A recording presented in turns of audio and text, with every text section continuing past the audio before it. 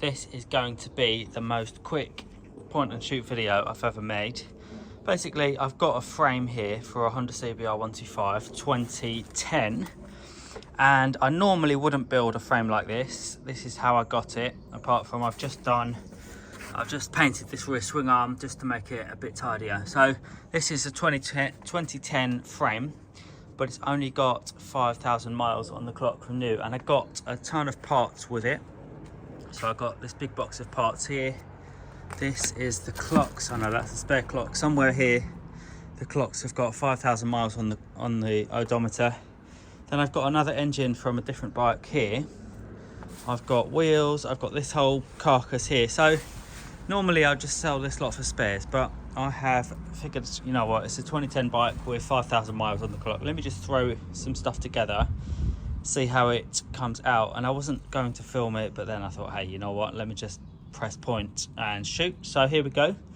So this one, I've just pretty much taken the front forks and wheel off. This is just a spares bike, 2003, and it's just been sitting around for ages. So I'm just going to strip this and get rid of the rest that I don't need. But I've got two sets of wheels. I've got the gold wheels that are going to go onto the bike I'm building. Then there's a ton of extra bits left over here, so there's enough to build half of a bike, I reckon. So let's see how we get on. I'll give you some updates as I go. Firstly, what I'm going to do is just clean these forks up. They're a bit, well, the paint is kind of coming off. Front wheel isn't too bad, but I'm just going to do a really quick build on this one. I'm not going to take my time too much. So first things first, I'll paint those forks and front wheel, get them on this bike. To clean up these forks, I'm just going to use some methylated spirit, and I'm obviously not doing this on camera because I might spill it, but basically some of that on this tissue. I'll just wipe up and down this fork leg, and then I'm going to use my spinny drill to clean it up and then paint these guys black, just so they look a little bit tidier going onto the bike. I've shown this before. Basically, I have sandpapered these forks and then rubbed down with a bit of white spirit. Then what I do is push the fork seals up out of the way so they don't get any paint on them, tape off the bottom of the legs, and then just paint them. So I'll do the underside first, because later on I will, once it's dried a bit, I'll turn it over, and if there's any kind of damage to the paint surface, I'd rather it be on the backs. So let's go for it. I'll probably need to shake this can a little bit, but we'll do it for cinematic effect. So just do a couple of light coats on this rear side first, and there you go. It's as simple as this, guys. If you've got one of these bikes in your garage not working, just have a go, get some tools and get stuck in. It's not that bad once you get into it. So I'll carry on with these, and then we'll get these back on the bike when they are done.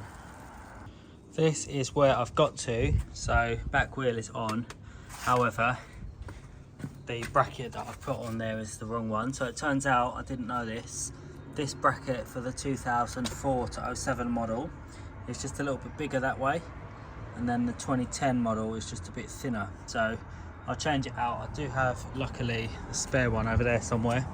Then I've put this front end together, but the front fork legs, when I was doing them up, they were really far apart, and having had a look, I think this bottom yoke is really bent because this side is kind of pushed back, and so it's pushed back and then coming out this way, so it's pushing this whole fork leg over that way. And then also with the front top yoke pretty much straight, you can see front wheel is pointing off way over that way, but these forks were straight when they were on the donor bike over there. So what I'm doing right now is I am going to take this yoke off from this old donor bike, and then I'll transfer it onto the other bike. I'll do it off camera because it's a really messy job, so you need to try and keep your hands and your phone clean.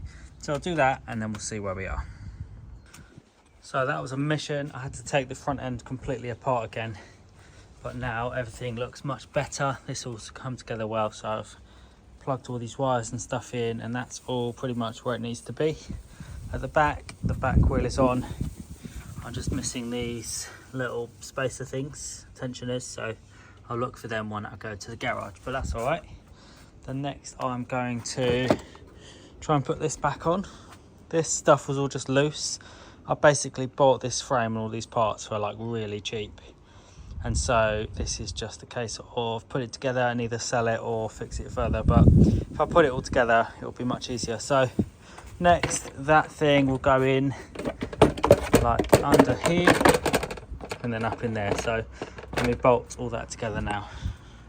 Things are looking up a bit, so I've got this rear number plate thing on, got this on, and what I've done now is pretty much found all the parts that I've got for this bike, and so I will put a few more on in a minute. So things like this hanger, engine mounts, airbox, all these bits, the clocks, there they are with their 5,400 miles, so that's nice.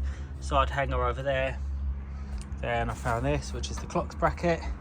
I've got a spare headlight here, so that will work. And then I've got this engine, so I will just carry on off camera and attach everything that I can. And then this I'm just going to strip and take any bits off that are useful and then scrap the frame. And then this box is pretty much empty. There's a few more bits here, so like there's a spare. All of these are doubles and ones that I don't need for this build, so I would just probably sell these on eBay really cheap and just get them out of the way, or I might actually send them off to someone else to sell. And there's a couple more bits over there that are doubles, and pretty much that's it. I've got the stock exhaust here, which is pretty good, so I'll put this on. That's nice to have. And then this is a spare wheel that has got a good tyre on it, so I might sell that or just take the tyre. Then there's another spare wheel there that I'll just scrap and get rid of. So that's where things are. I'll crack on and try and put this together a bit more. I've got two Honda CBR engines. This one is complete, but it is from the carburetor model, so that does not work without some modification to the generator. This one is a correct 07 to 10 model engine. So I think this one works. I'm not sure, but I think it works. So this is the generator and it's not attached, and this gasket's all busted up. So what I'm doing now is just cleaning off this gasket, and the way I'm doing that is using a bit of heat, and I'll do a bit of a demonstration on camera. So I'm just getting my heat involved, burning it a bit, and then hopefully that will melt the glue or whatever's holding it to it, and it'll just make it a bit easier to scrape off. So I'm just doing a bit of that, and then I'm using this, and then later on I'll do a really fine sandpaper just to make the mating surface smooth. And then I've got some new gaskets here, so I'll pull them out and throw one of them new ones on, and then get this back on the bike, and then yeah, put the engine in the bike. Well, it's a new morning and I'm going to just put this engine in the bike. The way to do it is to put a bolt through that bottom rear mount and then connect it in here. So get that in the right place, and then once that's in, you can sort of swing this whole engine up and then put some bolts in at the front there. And I won't show it on camera because there's only one of me. This is all of the parts that I've got for the bike, and there's the exhaust. So I'm going to just throw these on and then I'll see where we are and we'll go from there. That engine is now bolted into place. This one, I just don't have the right bolt with me, so it's a placeholder, and I'll grab the correct bolt when I'm at my storage.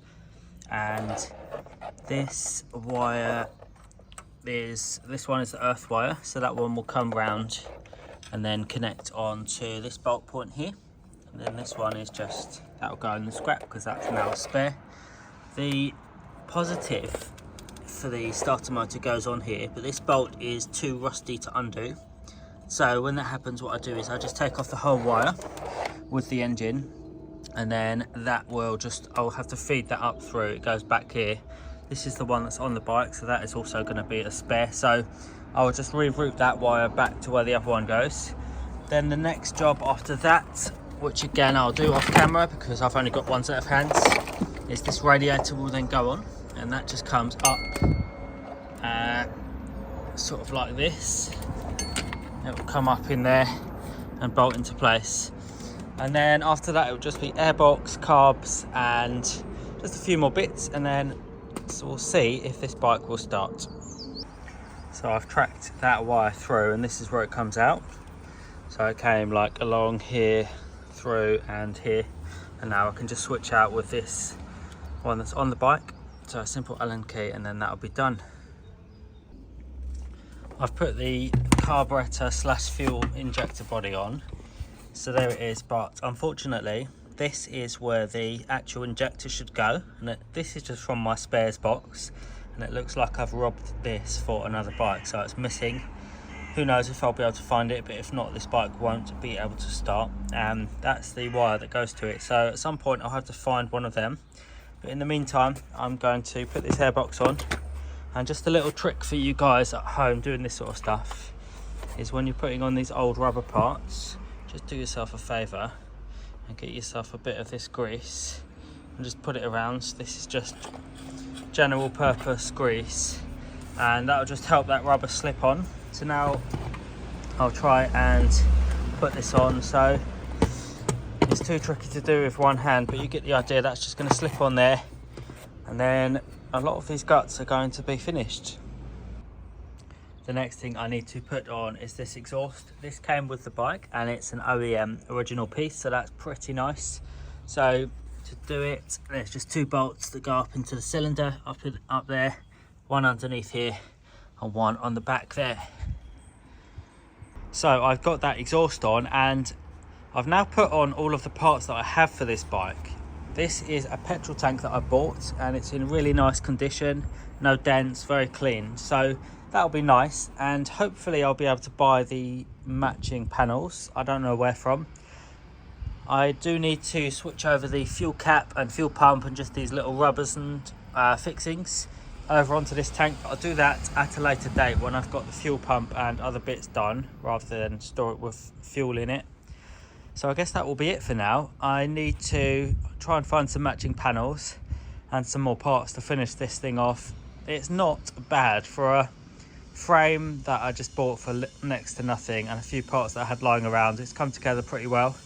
So we'll see. I might finish this video off if I can find the parts. If not, this might be it, because I might well sell this bike as is just to get it out of the way. So thanks for watching for now, and catch you soon.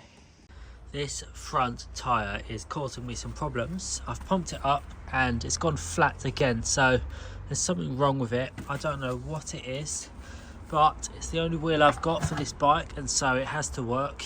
There is this bit of a ding here which might cause the leak, I don't know. So what I'm going to do is to remove the spindle, take this front wheel off, pump it up, and then put it in a bath, see if I can spot where the air is coming from to give me some clue as to why there's a puncture. Well, I've got my front wheel here and it's in my water butt, and you can see right here there is some bubbles emerging, and if we zoom in on this bit of the wheel where those bubbles coming from, down here for a second, this is a part where the wheel is dented in.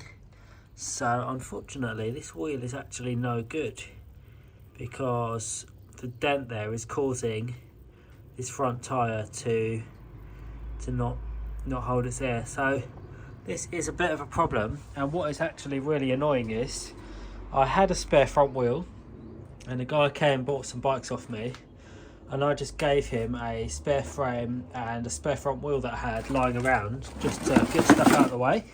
So this wheel is no good. I don't have a spare, so it's a bit of a problem which I'll have to resolve. So I'll have to think about what to do about that one. That is what I'm working with. Well, what a pain. So this bike is running into a bit of trouble, but I would just have to put this front wheel back on for now, and it is starting to look like I need a lot of parts for this bike. So I'll just do a quick walk around. Obviously I need this front fairing, which is hard to get. These are expensive new as well. They're about 150 quid.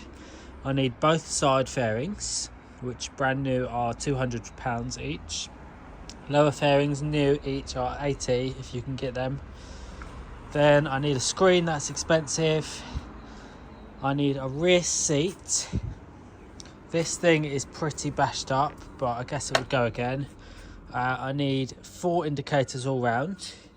Then I need some chain adjusters to go in here. This caliper looks like it would go again, but it does need a couple of bits just to sort it out. This bracket is not quite working, so that needs some attention. Again, needs the chain adjuster here.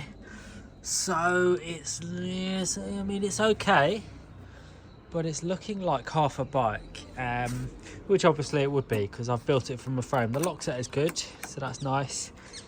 This clutch side is missing, so I'm going to have to think outside the box on this one. I will have a little look and see. I think I might just buy a donor bike for this bike if I can get one. If one pops up, I think it might just be easier to buy a complete donor bike than strip the spare. I know it sounds retarded to start from spares, build a bike, but sometimes you have to do what you have to do. So I'll see how it goes and I'll check back in soon. Okay, well, I'm going to have to go right back to being a caveman in this situation. There's my air leaking out. So I'm going to deflate this tyre, and I've got the wheel rim up on this metal RSJ here and propped up on the other side.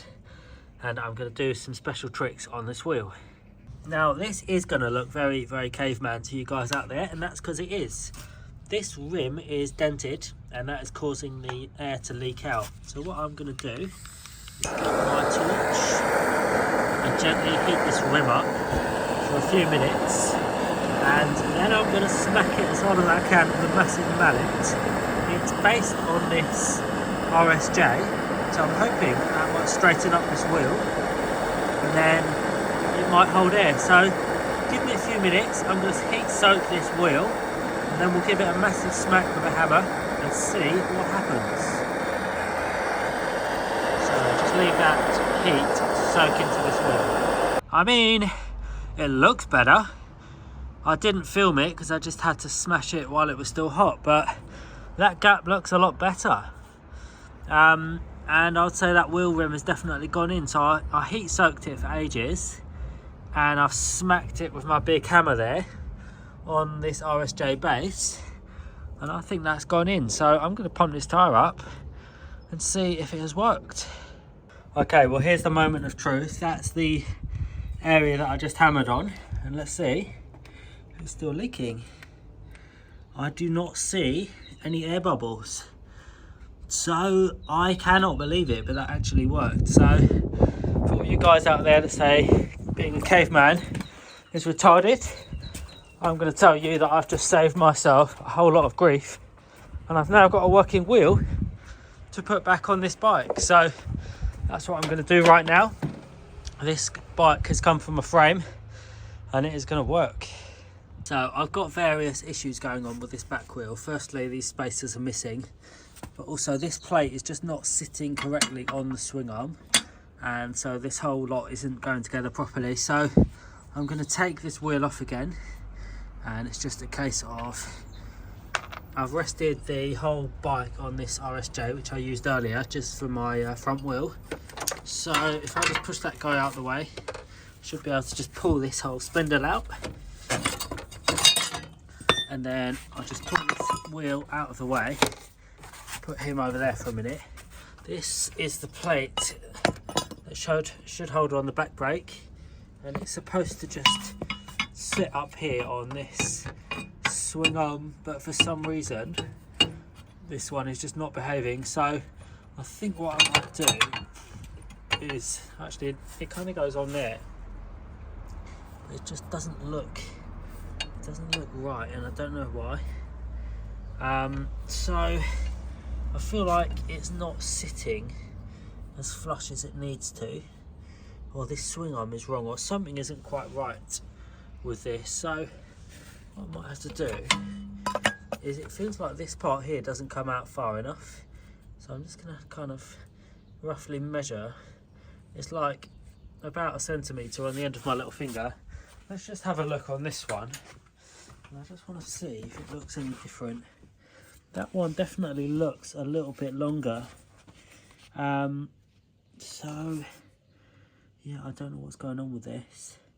So that's a bit of a problem if the swing arm doesn't really work. So I'll have to tackle that one. Again, annoyingly, I threw away basically a whole frame with a spare swing arm.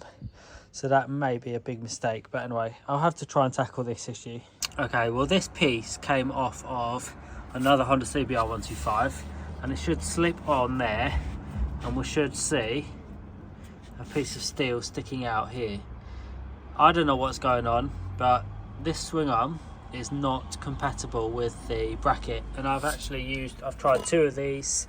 Both of them didn't work because there's just too much of a gap here for this part. Like, it's just sticking out too far from the swing arm. So I don't get it. I don't know what's going on.